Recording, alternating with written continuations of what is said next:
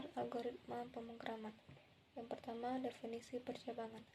Percabangan merupakan salah satu struktur kontrol untuk mengatur jalannya program, karena beberapa kasus tidak dapat dipecahkan secara sekuensial, di mana percabangan digunakan untuk melakukan seleksi terhadap nilai.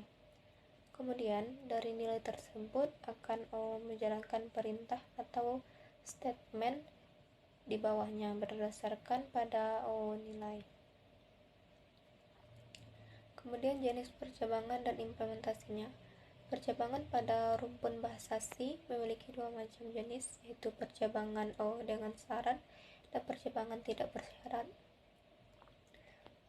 Di mana pada percabangan bersyarat memerlukan nilai pada kondisi tertentu untuk menentukan statement mana yang akan dijalankan, sedangkan pada percabangan tidak bersyarat tidak memerlukan nilai tertentu untuk menjalankannya. Kemudian percabangan bersyarat. Pada percabangan bersyarat secara garis besar dibagi menjadi dua, yaitu percabangan dirigen menggunakan if dan percabangan menggunakan switch case.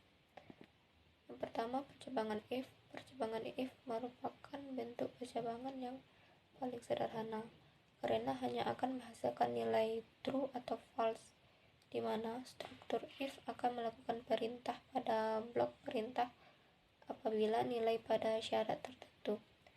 Selanjutnya, yang kedua pada switch case. Perintah switch case pada dasarnya dengan perintah if, hanya pada perintah ini setiap case harus diakhiri dengan break.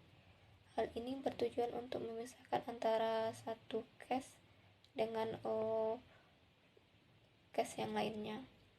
Dan pada perintah switch case akan menseleksi nilai dari variabel terhadap nilai case-nya. Kemudian percabangan tidak bersyarat berbeda dengan bentuk percabangan sebelumnya yang ada bentuk percabangan yang kedua adalah percabangan tak bersyarat, di mana dalam aplikasinya akan mengarahkan eksekusi program ke lain program yang dituju dan menggunakan perintah goto. Kemudian selanjutnya perulangan. Pengertian dari perulangan atau loop adalah perintah program yang berfungsi untuk mengulang beberapa baris kode program atau perintah sampai pada batas yang telah ditentukan. Untuk membuat perintah perulangan, setidaknya kita harus mengetahui 3 komponen yang harus ada dalam perulangan tersebut, yaitu yang pertama kondisi pada saat awal perulangan, yang kedua kode program atau perintah yang akan diulang, kemudian kapan perulangan itu akan berhenti. Penggunaan perulangan dalam bahasa pemrograman dapat memberikan efisiensi dan memperpendek kode program dikarenakan dengan menggunakan perulangan tersebut proses yang akan dilakukan berulang, misalnya menuliskan huruf A sampai misalnya 100 dapat ditulis dengan beberapa baris saja. Secara umum, proses looping atau perulangan dibedakan menjadi 2 jenis, yaitu yang pertama looping yang jumlah kali perulangannya sudah diketahui terlebih dahulu, dan yang kedua looping yang jumlah kali perulangannya belum diketahui kapan dia akan berhenti. Untuk perulangan yang sudah diketahui kapan dia akan diberhentikan diselesaikan dengan perulangan for, sedangkan perulangan yang belum diketahui kapan dia akan berhenti diselesaikan dengan menggunakan while. Apabila kondisinya diperiksa akan menggunakan do while apabila kondisi perulangannya diperiksa di akhir. Perulangan secara umum memiliki 2 struktur utama. Yang pertama, kondisi perulangan, yaitu kondisi yang harus dipenuhi agar perulangan dapat dilakukan, biasanya berupa ekspresi boolean. Yang kedua, bagian perintah coding yang akan diulang. Selanjutnya, jenis perulangan dan implementasinya. Yang pertama, perulangan while. Seperti pada penjelasan sebelumnya, struktur perulangan while digunakan untuk kondisi perulangan yang banyaknya perulangan tidak diketahui sebelumnya. Tidak dipastikan pada saat kode program itu dituliskan. Yang kedua, statement do while.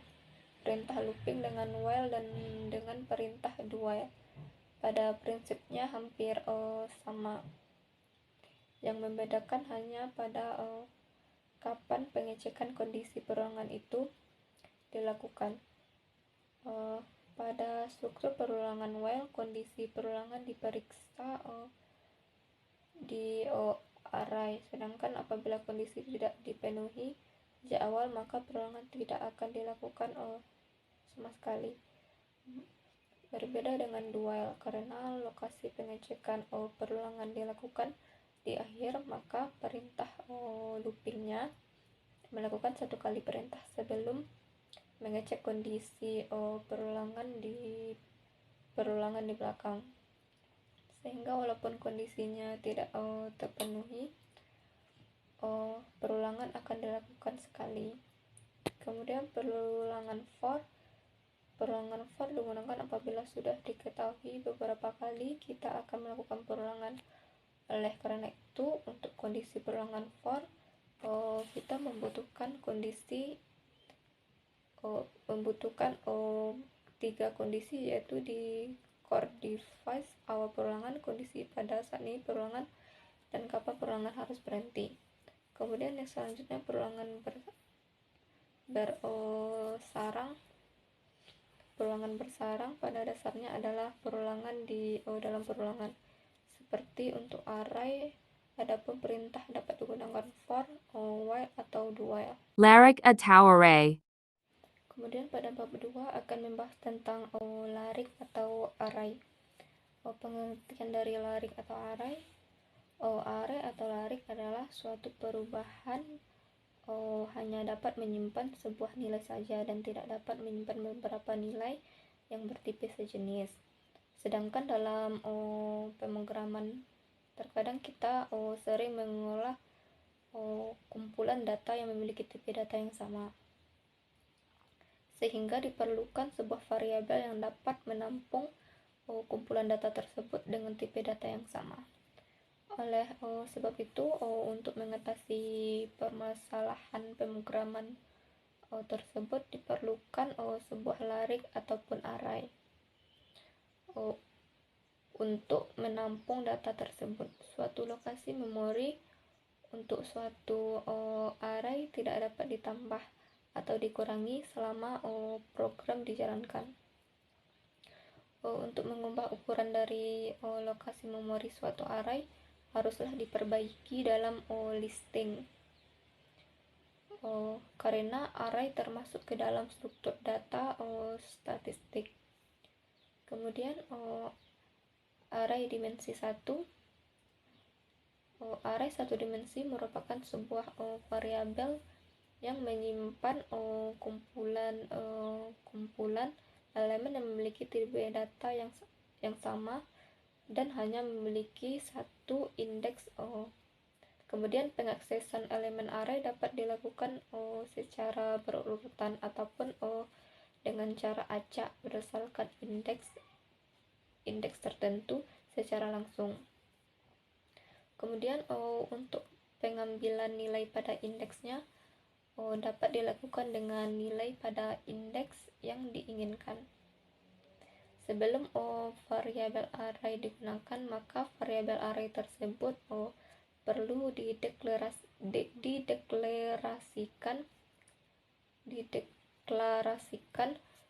terlebih dahulu. Yang kedua, array dimensi 2 atau multidimensi. Array 2 dimensi ataupun array multidimensi merupakan pengembangan array dimensi 1 yang sering dikenal dengan istilah matrik, yang terdiri dari lebih dari satu baris ataupun kolom. Jika pada array satu dimensi terdiri dari sebuah baris dengan beberapa kolom elemen, maka pada array dua dimensi terdiri dari beberapa baris dan beberapa kolom elemennya yang bertipe sama dengan array berdimensi 2, tersusun dalam bentuk baris yang kolom, yang mana indeks pertama menunjukkan baris dan indeks yang kedua menunjukkan kolom dari tabel ataupun matrik. Metode divide and conquer. Pada bab ini akan menjelaskan tentang metode divide dan conquer. Pengertian dari metode divide dan conquer. Metode divide and conquer adalah suatu metode pemecahan masalah yang besar dengan cara membagi masalah tersebut menjadi sub-sub masalah yang lebih kecil secara berulang-ulang sehingga masalah tersebut dapat diselesaikan secara langsung. Solusi yang dapat dari setiap sub masalah kemudian digabungkan untuk membentuk sebuah solusi yang utuh. Adapun langkah-langkah umum metode divide and conquer. Yang pertama, divide yaitu membagi persoalan menjadi beberapa sub masalah yang memiliki kemiripan dengan persoalan awal dengan ukuran yang lebih kecil, ataupun dengan kata lainnya berukuran hampir sama. Kemudian conquer yaitu memecahkan atau menyelesaikan masalah-masalah dari masing-masing submasalah secara rekursif ataupun secara berulang-ulang. Kemudian combine menghubungkan solusi masing-masing sub masalah sehingga membentuk solusi persoalan semula. Dari 4 hal penting yang harus dipahami dalam strategi ini, yang pertama branching factor. Branching factor dalam algoritma divide and conquer adalah jumlah dari sub masalah yang akan dibagi dari sebuah masalah awal. Hal ini merupakan langkah nyata dari algoritma divide and conquer di dalam proses pembagian yang sebenarnya. Jumlah dari branching factor harus 2 ataupun lebih. Problem tidak bisa dibagi. Kemudian yang selanjutnya adalah balance. Sebuah algoritma divide and conquer bisa dikatakan balance atau seimbang jika masalah awal dibagi menjadi sub-sub masalah dengan ukuran yang sama. Kemudian selanjutnya data dependence of the divide function. Algoritma divide and conquer memiliki sebuah fungsi pembagian terhadap data yang memiliki ketergantungan. Artinya, jika ukuran relatif dari sebuah algoritma yang tidak seimbang, maka satu contohnya adalah algoritma Queen-Short yang akan membagi subproblem dengan fungsi data dependent divide.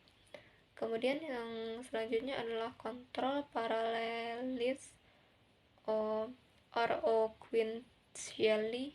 Algoritma divide and conquer dikatakan berurutan jika subproblem dieksekusi sesuai dengan perintah programnya. Lanjutan bab 3. Pengertian metode sorting. Sorting merupakan suatu proses untuk menyusun kembali himpunan objek menggunakan aturan tertentu. Sorting disebut juga sebagai suatu algoritma untuk meletakkan kumpulan elemen data ke dalam urutan tertentu berdasarkan satu ataupun beberapa kunci dalam tiap-tiap elemen. Kemudian selanjutnya algoritma sorting. Algoritma sorting adalah kumpulan langkah yang sistematis ataupun secara berurutan untuk memperoleh hasil yang diinginkan. Kemudian selanjutnya itu algoritma selection sort. Selection sort merupakan algoritma sederhana yang berbasis perbandingan dengan memilih elemen dengan nilai paling rendah dan menukar elemen yang terpilih dengan elemen KI. Nilai dari I dimulai dari 1 ke N, di mana N adalah jumlah dari total elemen yang dikurangi 1. Kemudian algoritma insertion sort Salah satu algoritma sorting yang paling sederhana adalah insertion sort. Algoritma insertion sort pada dasarnya memilih data yang akan urut menjadi dua bagian, yang belum diurutkan dan yang sudah diurutkan. Elemen pertama diambil dari bagian array yang belum diurutkan dan kemudian diletakkan sesuai posisinya pada bagian lain dari array yang telah diurutkan.